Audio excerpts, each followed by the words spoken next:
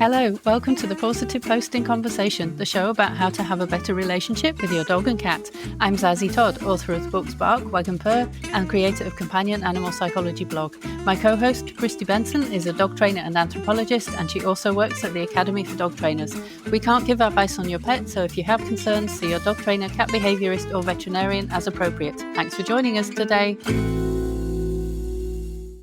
As the Positive Posting Conversation takes a summer break, we're replaying this interview about the benefits of tricks training for dogs and cats with Erica Beckwith of A Matter of Manners Dog Training. This is from the early days of the show, and it's a really amazing episode that deserves a lot more listeners. You may recognise Erica's name because she ran a tricks class for people who came to Barkfest, and she also told me all about how tricks training helped her dog Ruckus in my book Bark, The Science of Helping Your Anxious, Fearful or Reactive Dog. In this episode, Erica explains how learning tricks is a fun activity that can help your dog and make you fall even more in love with your pet. And she's got some tips on getting cats into learning tricks too. Enjoy. Hi everyone, welcome to the Positive Posting Conversation. I'm Zazie Todd and I'm joined as always by my friend and colleague, Christy Benson. And today I'm very excited because we're joined by special guest, Erica Beckwith of A Matter of Manners Dog Training in Santa Fe, New Mexico. Erica is an amazing positive reinforcement trainer who first got into dogs as a volunteer at Busan Abandoned Pet Sanctuary in South Korea. After moving back to America, Erica studied at the prestigious Academy for Dog Trainers, where she got her CTC. Erica is also a CBCC-KA and a fear-free certified professional. Erica loves cats too, and earlier this year she graduated with a certificate in Advanced Feline behaviour for cat professionals with distinction from International Cat Care. Erica loves teaching tricks, and Christy and I both absolutely love the videos she shares of her cute dogs doing lots of tricks. Welcome to the show, Erica. Thank you. I am really excited to be here. I could talk about tricks all day long, so get ready. That's wonderful. We're super excited that you're joining us. So first of all, how did you get into tricks training? It's kind of funny, actually. I was, my dog, Miles, was actually he was a foster dog initially from Busan Abandoned Pet Sanctuary. And all I knew back then was coercive type things to get him to stop doing behaviors or do whatever. And so it wasn't very fun to treat him that way. He was just a puppy. But I liked training. So I was doing a lot of stuff with him. Somehow, I don't really know how it happened. I came across Emily Larlam and her progressive pet training and progressive dog training, mantras and all this stuff. And I was like, oh, that looks pretty fun. And she is a fabulous trick trainer. And so I started just kind of watching her videos and doing that stuff with Miles. And that's how I first actually got into training at all, was through her. When I told her that, I cried and made her very uncomfortable. So, and so then when I came back to America, I started working at the shelter in behavior, and then kind of just got lucky. The lead behavior person was an academy graduate and just said, hey, this is something, if you want to become certified, you might want to do. I did want to do that. And it all started from there. But I think because my first kind of intro into positive reinforcement training was Emily Larlam of Kiko Pup, that really sparked tricks for me. And also the fact that my dog Miles is a pro and loves it and can do anything. And that helps a lot. That's awesome. And I love watching him do the tricks. Like, he's so cute and so perfect. It's wonderful. He's very good at it. Yeah, I guess one of the things that, when we were inviting you to come speak with us is I just started thinking about how many tricks you actually train and how often you train your dogs. And I know for the Academy, when we have our video compilation, you always go all out and you get costumes and you do the trick training. And I'm just like, oh, I'll just get a video of my dogs on a walk or something. So I'm like, I want to know what motivates you. How do you work yourself out? Or maybe it's just enjoyable. So I guess what is motivating you to do all this training with your dogs is my question. That is a good question. And I think probably you could tell from all of what you just said that I'm a little bit a perfectionist, obsessive personality. So I am a little bit of a stage mom as well when it comes to my training things. So it is just enjoyable. For me, I like to do stuff with my dogs that makes me laugh. I think like sometimes I just have something in my head, like, wouldn't it be funny if my dogs did leg weaves with each other? And so then I'm like, well, let's see. And then I get up and do it and it's funny. And then wouldn't it be funny if my dogs played basketball together, and then get up and do it? And it's so funny. And not just that, but they love it. They love to spend that kind of time together with me, together with each other, getting tons of treats, doing physical stuff. And it's great exercise too. So on one side, on the one hand, I just love it. It's super fun. Sometimes if I'm feeling lazy or bored or whatever, I just kind of get up, grab treats, sit down, and let's do something. Oftentimes at this point, my dogs make up their own tricks, which is super fun. So that makes it fun. On the other side of it too, is that I actually have a lot of anxiety about my dogs. It kind of shows up with my dog's safety on walks. So if I'm feeling really anxious that day and I have all these terrible thoughts about what probably in my mind will definitely happen to them if we go on a walk, then I'm not going to go on a walk. So I just do tricks instead, and we make it super fun. And that's actually really good exercise, physically, mentally. And then I don't deal with, oh my God, they're definitely going to die right now at this moment for whatever reason. That's not happening. So it's really fun. It's just a great bonding experience. They love it. I love it. So was it fun for you right from the start, or did it require sort of a level of proficiency? Like once you got good enough to train easily, or did you just love it right from the get-go, even though you were a beginner? I think both. I think I loved it, although I did get frustrated easily if I couldn't figure it out. So the better I got as a trainer, the more I enjoyed it as well. But what happened is the better I got as a trainer, also my dogs were becoming more proficient at reading cues and all that kind of stuff. So we kind of grew together. And yeah, so I think both. I think I really did enjoy it from the start, but now I don't get as frustrated as fast as I used to because I know more. Yeah. So you've talked a bit about what motivates you to teach your own dogs tricks, but you also now have classes, including online classes, so that anyone can come and learn to do tricks with you. What are the benefits of learning tricks for both dogs and their guardians? I think there are multiple. I think there are so many. One of them is that, as you know, the more you teach a dog or cat, the more or the easier it is for them to pick up new behaviors. So the more a dog trains, then, they kind of get into the patterns of learning and the games and the how it works, how luring works, how reinforcement works. They learn all of that stuff. So the more tricks you train, the easier it is to teach them stuff that's more important to you. So I think it's really, really good for dogs to do just really fun, random tricks, 5-10 minutes a day, because then you need to teach them something that maybe is a life-saving skill. They can pick it up so much faster. It's not quite as difficult. The other side is it's so fun. And so I really, I just want, in whatever people are doing with their dogs, I want people to have so much fun teaching their dogs and learning together. I don't want it to be about, I'm teaching you and I'm doing this to you. I really want it to be this partnership, which tricks, so many of the tricks have to be a partnership. I mean, sure, you can force a dog to do tricks too, but a lot of the tricks I like to teach, you have to work in partnership with your dog. And so I love for people to learn how to do that in something that's not quite as what they might consider important as, behaviors, life-saving skills, they might say. So I really like people to do tricks that can help bond with their dog. They help their dog learn faster, learn more things. And it's just fun. It's not as much pressure as teaching a recall away from wildlife or something. Yeah, it sounds like it's more relaxing as well to focus on something like a trick where you don't really mind if they don't get it instantly. Whereas like for the recall, you probably do care quite a lot about how quickly your dog is going to start coming back to you.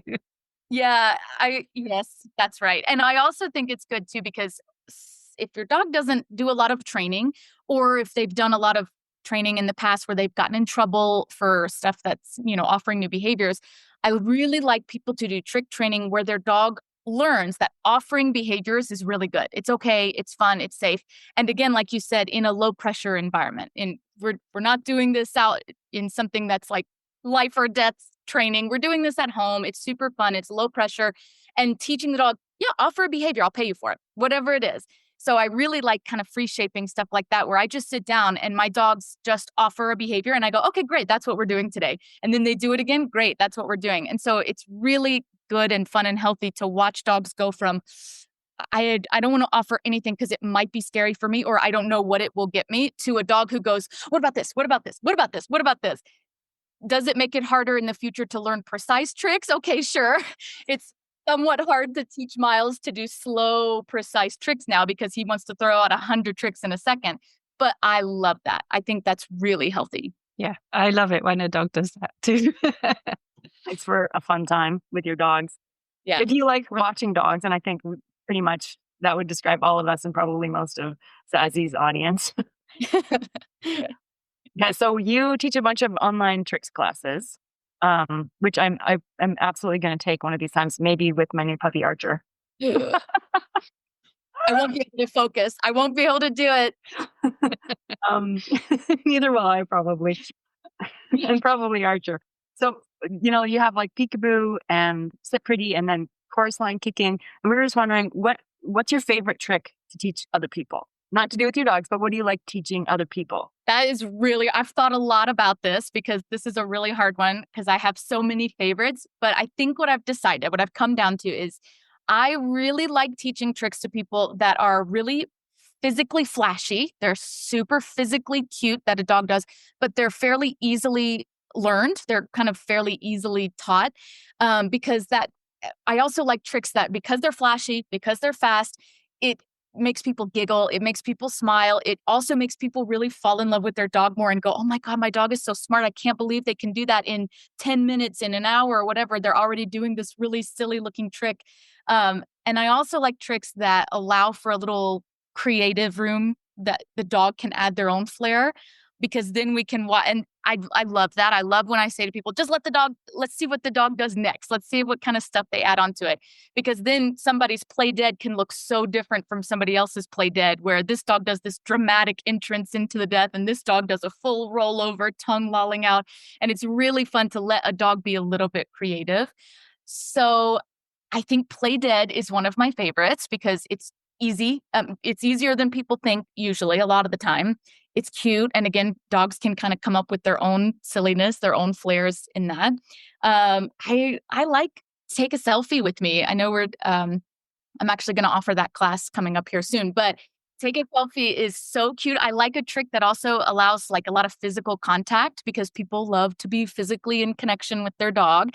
So take a selfie, super cute, a little bit easier than people think for most dogs. And I think it allows for dogs to kind of create their own type of selfie trick. Say your prayers. I love say your prayers. It is so cute. It's ridiculous when the dog is peeking their little head up. And again, it's one of those that makes people like, oh my God, my dog is so cute. And they're the smartest dog in the whole world. They can do anything. They just learned that in 15 minutes. Really fun when people just light up, the dog lights up, and they love their dog so much more. I love that. I also like the mirror. Look at me. It's not really a name. The mirror trick. So it's a freestyle trick where the dog sits, you're back to back with your dog and you look over your right shoulder, they look over, you look over your left, they look over. It's that mirror image trick. Super, super cute. And again, somewhat easy to teach if you know how to do it. And it's just flashy. Yeah, I like those. That sounds so cute. And I want to go back to the selfie class because I noticed that you teach a class on how to do a selfie with your dog. And I want to ask for some tips because my dog, he is very cute. He does not like selfies. He actually doesn't really like to have his photo taken. If I get my phone out and point it at him, even now he's still a little bit like, oh, I don't know what's happening. He's got much better at it because he knows that a treat will be coming, but he's still a bit shy, a bit camera shy.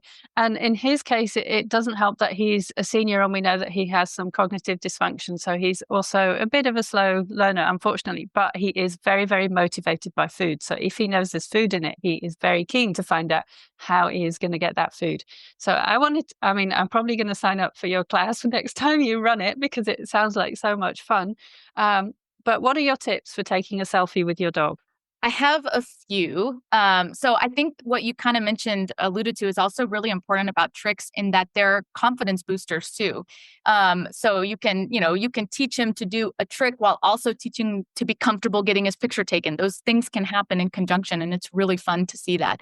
So the first thing I like to do, I think you've got a small guy, right? Pepper's Yes. a little guy. So there are some modifications you can make depending on the size of the dog. So for little dogs, what I really like to do is to first teach them to kind of perch somewhere. So lay down on the couch or bed or a chair or something, and then you're just going to sit directly in front of it. So that kind of goes to my first point, is just kind of always consider the dog's physical comfort and needs. What does the dog physically need to do the trick? And is it comfortable for them to do that at the height you're at or whatever trick you're teaching? So if your dog is bigger, maybe you need to kneel a bit higher for them to comfortably perch on their paws on your shoulder. Or maybe they're a medium-sized dog. Maybe you have to sit all the way on the floor for them to comfortably do that. So it's not all about the dog. A lot of it is about us and positioning ourselves correctly. Also considering the environment. Are they going to slip around on the floor or not? So for little dogs, I like to get them perching up there, sit in front, and then just literally start by just luring them onto your shoulder. It doesn't have to look pretty or fancy to start with. I just like to, we're talking about a little dog now sitting behind you. I just like to lure them over, 1 or 2 paws touching your shoulder. That's enough. I don't add a phone into it until way later. I don't add duration or phones actually coming out until much later, until the dog can actually perch on your shoulder in whatever capacity that means for that dog. Then I start adding a fake phone, then a little more duration, looking at the camera together. Then you can add the phone into it. And by that point, the dog's like, whatever, this is the easiest, coolest thing ever. I can perch up here all day long because it's treats all the time. So adding the phone much later into it is good. But another thing too to consider is, does the dog understand luring? Not just your dog, any dog. Before we start asking for these complex tricks, does the dog understand to follow a lure in all these different motions and all these different ways? Does the dog understand to follow the lure until you've marked it? That's another thing too, is the more you train, the more a dog goes, well, I'm not going to stop offering behaviors until she marks it. Then whatever she's marked with a clicker or saying yes, a verbal marker, whatever she's marked, I'm going to do that again. So if a dog's never done any training, then let's start with just teaching them about luring. Let's start with charging up a clicker or charging up a verbal marker of some kind and doing some out of context stuff before we try to put some complex behaviors into it. Fantastic. Thank you. I'll be using those tips for sure. Oh, I had an introduction question that we didn't prepare you for, so apologies for throwing you under the bus. But I'm curious about if you have a trick idea that you want. Like, I'm assuming, if I think back to when you trained your dogs for that, it was like that 1930s swing music video. And so you trained, I'm momentarily forgetting your little female's name. Ruckus. You trained Ruckus to go and put her nose up onto a trumpet that was being held by another dog. Like, my mind, I'm like, I can do a recall. But so when you're like, okay, we're going in and seeing what they do that day, you have an idea. How do you approach that if it's something that you've never trained before? Do you like Google for plans, or do you just like, how do you even get the steps together in your head when you're approaching this wholly new problem? Oof, yeah. So for that one specifically, it was, believe it or not, kind of easy, because now this kind of goes back to the more you teach your dog, the easier it is for them to learn stuff. Because in our house, if I get anything, if I take an object, this is the lens to my fisheye lens, whatever. If I take this and put it on the floor, my dogs will start to interact with it. So they've learned in our house, if I give you a prop, do something. And so they each have their own kind of thing that they do with it. Miles is probably going to jump over it, put his pin on it. And so I kind of know their go-tos. And Ruckus, her go-to is shove your face into it or put your nose against it and hold it there. Because we've done a lot of hand targeting, we've done a lot of sustained hand targets, we've done a lot of stuff like that. We've done a lot of cooperative care, which, that's technically tricks to the dogs. It's not tricks to me, it's very important to me, but they think it's tricks. So, so for her, I knew that if I offered her a trumpet, probably she would investigate it in some way. Maybe she would sniff at it. So I just start really small, start by offering it, and any amount of interaction with it in this type of way I kind of want them to do it in the future, I'm going to reward that. So that's kind of where it breaks down to make it super easy. That's something that I think a lot of people are like, my dog can't do anything, but you're asking too much. Make it really, really easy to begin with, because also that's fun. If I sit down and my dog throws a paw in the air and I toss a treat, they're like, oh my God, okay, that's what we're doing. I'll do anything. So it makes it fun. It makes it easy. But for the trumpet, I knew that if I offered it to her, she would probably put her nose on it. And then it would be just a matter of me rewarding that and then building up the duration by just leaving the trumpet out there longer and then waiting longer to mark it. That again goes back to, does your dog understand to continue with the behavior until they hear the marker, which just comes with more training. And then I just transferred it. I put it onto Diego and I would kind of point at it. And then I slowly increased how far away I was from it, which is kind of how I do every trick with my dogs. My dogs are really smart. So I think you're the smart one. That's too much credit for me, because literally sometimes I get down there and I'm like, what do you want to do today, Miles? And he'll throw something out. I'm like, oh, great. That's kind of fun. And then he creates his own trick. And I just think it's the best thing ever. And really, I think tricks make people fall in love with their dogs even more, because if you look at your dog doing something physically cute, it's like you're swooning over how smart and cute and lovely your dog is. And when they make their thinking faces, this is another reason I love teaching tricks to my dogs. When my dogs are thinking, they kind of all do the same face with their chin a little bit down, their eyes up, their ears really perked. That sends me every time. That is the cutest thing in the world, when my dogs are like, what are we doing? What are we doing next? And then they do it. I love that. Awesome. So cute. Okay, so I think this is, at one point you mentioned, I think you're having a thunderstorm and Ruckus was upset and you started to do her nails. Because that's an activity that gives her a lot of joy. And aside from just being like, wow, an activity that gives your dog, that you've done nails so well that my dogs all tolerate, the puppies enjoy nails. My dogs all tolerate nails to get the treat. They wouldn't be like, I don't even need the treat anymore. I just love getting my nails done. Like, that does not describe my dogs at all, right? They'll all be like, okay, you can do it, but there has to be a lot of cheese. So that made me think, I wonder, because you've taught so many tricks, and not just with your own dogs, but with your clients as well, have you ever had a time where you trained a trick just for a trick, and then later, wow, it came in really useful for a behavior problem? Yes, I'm sure more than I can even think of now, but a couple similar to what you mentioned actually with Ruckus or with my other dogs is I do that at the vet a lot. Now, I've worked also separately on making the vet a more fun place. I have 2 dogs especially who were super vet phobic, but what I do at the vet is I use my tricks. If we're waiting in the lobby, or waiting in the exam room, there's all the smells from all the dogs who are scared, or, lots of noise, and history there.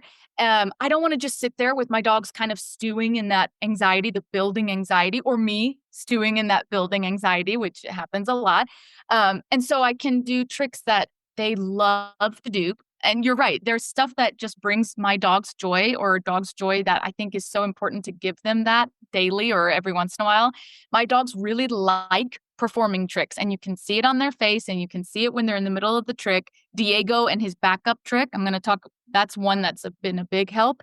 But giving them something to do that kind of takes their mind off of the possible scary thing, or the scary thing that's about to happen, and shakes it off a little bit physically. I mean, just like with people, though, if you shake it off, you can feel better instead of being so tense. So I use it at the vet all the time. When we're waiting, we do sit pretties, we do spin, we do take a bow, we do all kinds of stuff. Super fun. For Diego specifically, that has come in handy so much. So I've taught him a lot of cues, a lot of behaviors and tricks where he moves through space physically with just a verbal cue, so I don't have to touch him or do it with the leash. He's big. So for people who don't know my dogs, my crew, I have a 65-ish pound dog. That's Diego. And then 20-ish pound Miles. And then 10 or 11-ish pound old, sometimes frail Ruckus, who does not enjoy physical contact with Diego.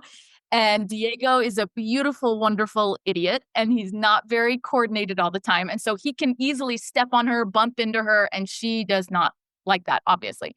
So what I've taught him a lot is, instead of me pushing him or whatever, or her just going after him, is if he's getting a little too close, I just cue him to back up. Back up, back up. He loves to back up. He loves that trick. And so I just get him to back up out of the way.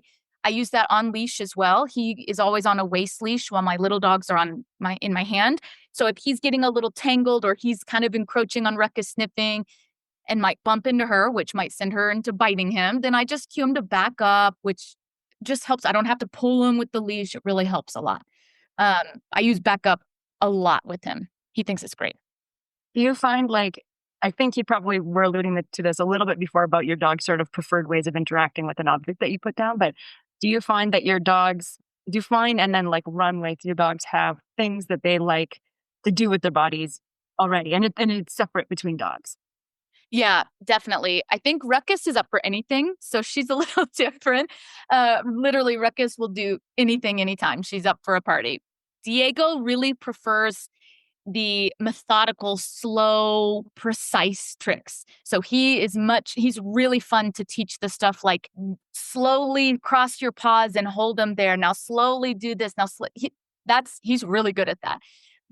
Miles is really good at the fast tricks. He loves the jumping tricks. He loves the physical tricks where he can jump over things or under things or into arms. He's really fast. He likes those kinds of things. They can all learn, everybody can learn everything, but yeah, they definitely have their preferences in that sense. I was thinking about that because a little while ago, the Academy did this research project where we're comparing training methods for efficiency, free shaping versus prompt pay. And one of the things we taught was having the dogs put their feet up on a box, an elbow height box. And we were just testing the plans out before we started recruiting people. Even we were just testing the plans out. And I free shape timber, and I barely ever free shape, so I'm not that great at it. And also, I don't do a lot of trick training with my dogs. And so Timber he had quite a bit of training when I was a student in the academy. So like in the Pleistocene. So I tried it with Timber. I free shaping this 2 paws up on a box, and he did it in like 5 minutes. And I'm like, oh my God, I didn't expect that to happen, right? Because I'm not super proficient and Timber's not super trainery. And, but we did it. And I was like, okay, this plan, everyone's going to have no problem with this plan. Turns out it's actually quite hard to train with some dogs. I trained another dog on it, and she didn't even get a single paw in the box, like in 45 minutes. So, and I'm like, wow, something is really different about these 2 scenarios. And then I started thinking about Timber. He really likes to use his feet. Like he slaps the cat and balls and stamps a lot, and I think he likes using his feet for stuff. And so it made me think, I wonder if there's like, if we could start seeing those kind of correlations. Like he likes doing X, so he's going to be more likely to do it at all. But, especially in a free shape scenario where they're kind of like, throwing stuff out. Yeah, actually, that kind of same with us is that Diego, he's also a more sensitive dog, and that's something to always consider too with dogs is what's their confidence level basically. But Diego is a much more sensitive dog, and so he is going to be longer to free shape for things, and I need to be really precise and reinforce quickly and do all, because otherwise he's like, I'll give up. I don't know anything. I'm going to just go into my crate. So I have to be really careful with him to make sure he isn't doing it and he's not just like, this is the worst thing. So, and he also is more likely to possibly do paw stuff versus pick something up. Whereas Miles will offer so many tricks, but he's also very likely to pick stuff up.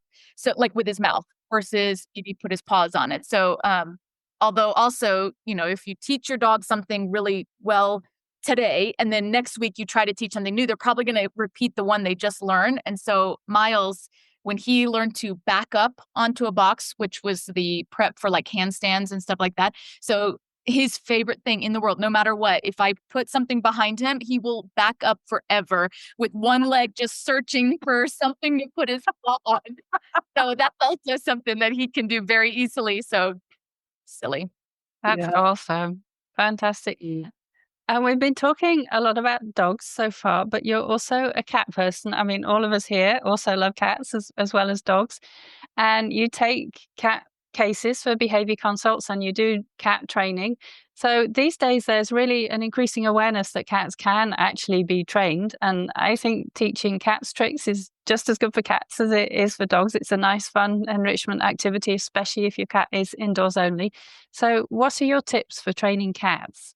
Yes, I really wish more people would teach their cats stuff because, again, it goes back to people going, oh, my cat's so smart. Oh my God, I love my cat so much. They can do all this stuff. And it's cute and flashy and fun.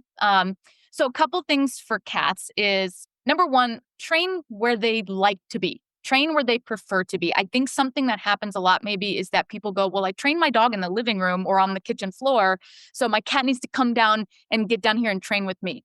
If your cat likes to be on the kitchen table or they have a perch on the wall, get up there and do a little hand targeting back and forth, do some spins in their preferred place to be, as long as they're comfortable with you approaching them and doing that there.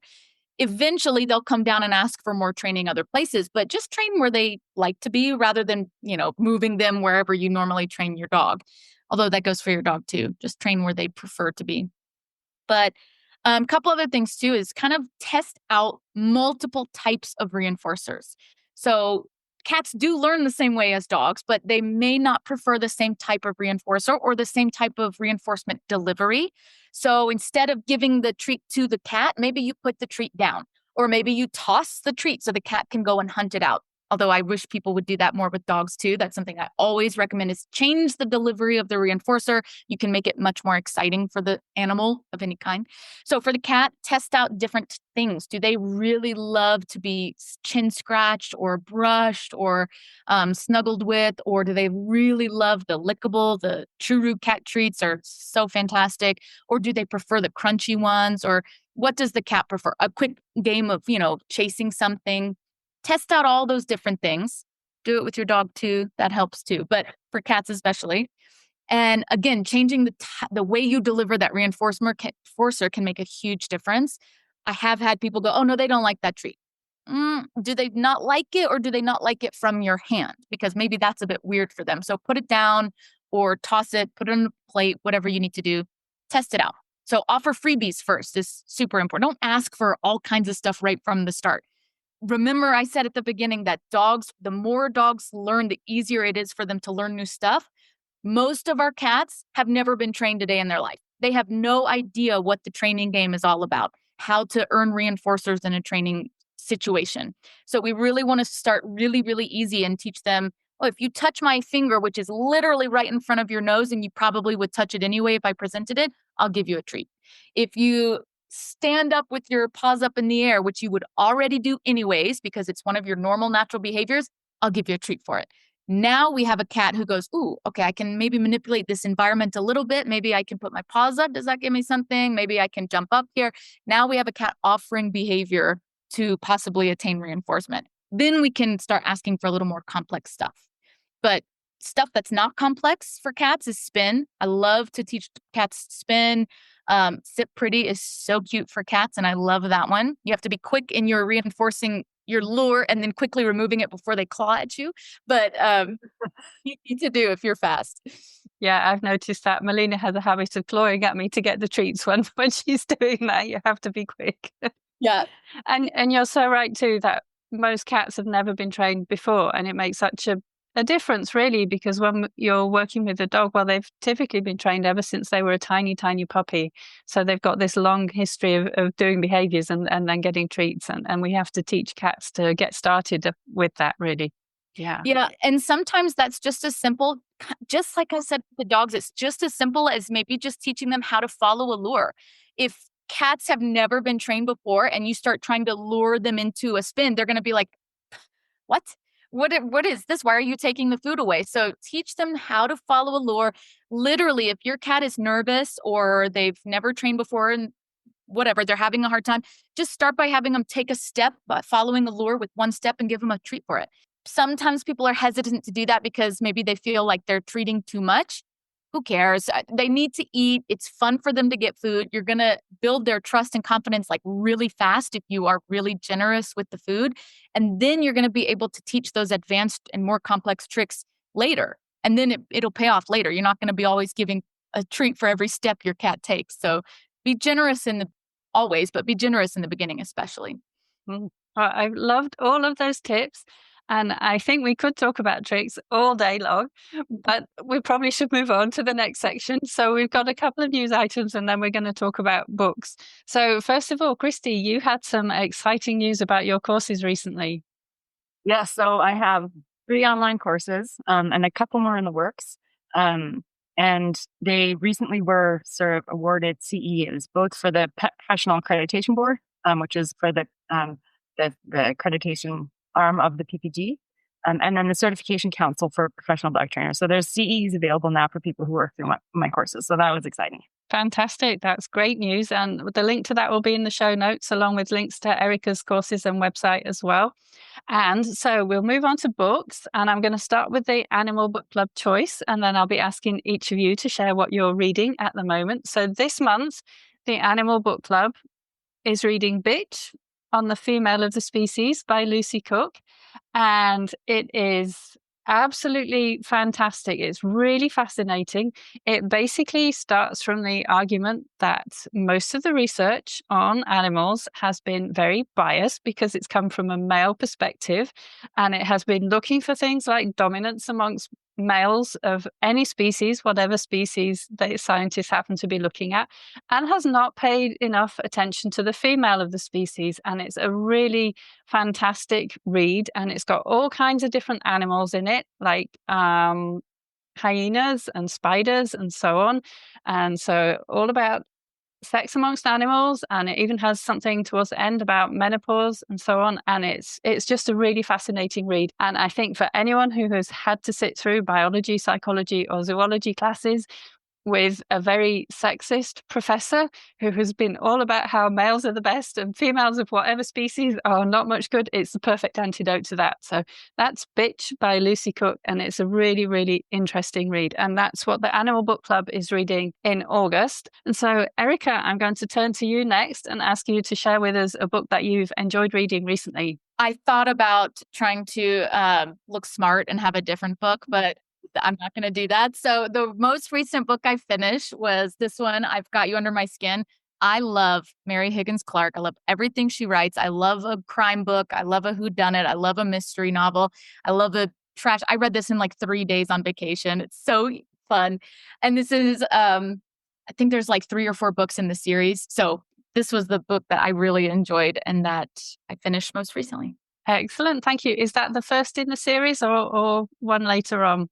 I think it's the second. That's a good question. I think it's the second. Brilliant. Thank you. And we'll put that in the show notes too. Christy, what are you reading? Okay, so I just started this. My niece, we started talking about books she's reading, and she told me she's reading this book. So I just took it out of the library to listen to. It's called Warriors in the Wild. And I think what I'm getting so far is that it's about it's like a sci-fi fantasy world where there's like packs of cats who have magical abilities, and they're like warring over territory and stuff.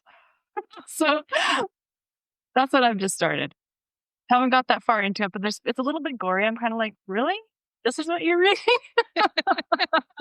But we'll have to see who wins. Is it going to be the Thundercats? Is it going to be one of the other packs? I don't know. Cool. So Warriors in the Wild, and who is that by? I actually think there is an author's name. Oh, hold on. Aaron Hunter. But I think it's one of those things that it's written by a collaborative of people, and they just keep writing more and more. I think it's very young adult readers, maybe. Yeah. Cool. Fantastic. So you're reading about cats, and this is my book that I'm reading also with a cat, a magical cat. The Cat Who Saved Books, a novel by Sasuke Natsukawa. And it's in translated by Louise Hill Kawai. And it's about a boy who lives with his granddad, who runs a bookstore that sells secondhand books, but the granddad has just passed. And then his cat appears, a talking tabby cat appears in his bookstore, and he has to go on quests with the cat to help rescue books. So it has a talking cat, and it's about a love of books. So what's not to love about this book, basically? And it's also got a kind of young love story interwoven in there, and a lot about the value of books. And it's just really fun. I mean, the talking cat is what got me into it. And it's a very nice read. I just sat down and read it quite quickly. So it's just keeps you going through the plot and through all these different adventures to rescue and save all the books. So that's really fun read too. So I will put the details of the books in the show notes. Erica, thank you so much for joining us today. It's been so much fun to chat with you. Where should people go if they want to learn more about you? Well, I actually just scheduled a class coming up for September 17th, 3 p.m. I'm going to do take a selfie. It's an hour-long boredom buster, so super fun. That can be found at amatterofmannersdogtraining.com. And then you'll just go to the classes page and then the homeschooled hounds page. So you could go amatterofmannersdogtraining.com/homeschooled hounds. You can find me at Facebook, A Matter of Manners, or Instagram, A Matter of Manners Dog Training. That's pretty much it. yeah, I try to post cute stuff on social media. So probably not going to find too many serious tips. Maybe you will, maybe you won't. But that's where you can find me. Definitely Okay, so I find think lots of cute videos. there's a very important final question for me. Considering Archer is slightly large, will I be able to put him onto my shoulder? I was literally just thinking as Ozzy was finishing, I was literally just thinking Like this big. about Archer doing the trick. So I think that's a really good question. And there are modifications. So for him, because he's enormous, I don't know if the people watching this know about Archer. He is like monstrously huge for 5-ish months old. I can't wrap my head around it. So yeah, I think what we would probably do for him is like a chin rest on your shoulder, which would be very cute. But the paws would be cute because they're so big. Oh, it would be I'd need like shoulder pads. Oh, and each shoulder and a chin rest on your head. Yeah. Okay, that's it. That's what we're doing. That is what we're doing. Oh man, I love that. That will be very cute. So that will be your new promo photo, Christy. That would be perfect. Oh, we have to. Oh my gosh. So that will be great. So everyone will be looking out for this photo in due course, and I definitely will be signing up for your class on taking a selfie. That's brilliant. Thank you so much, and I'll put those details in the show notes as well. Christy, where do people go to learn about your courses? ChristyBenson.com.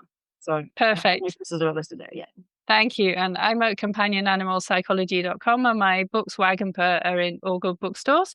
So thanks again. And if you're watching this, please hit the subscribe button so that you will know whenever we have a new show. And thanks for joining us today. Bye. Bye. Bye. Thank you. Thank you for listening to the Positive Posting Conversation. If you liked this episode, please subscribe to the show and write us a review via your podcast app. For the show notes, visit companionanimalpsychology.com. This show was produced by Zazie Todd. The music is Melody from Paris by Studio Le Bousse. See you next time.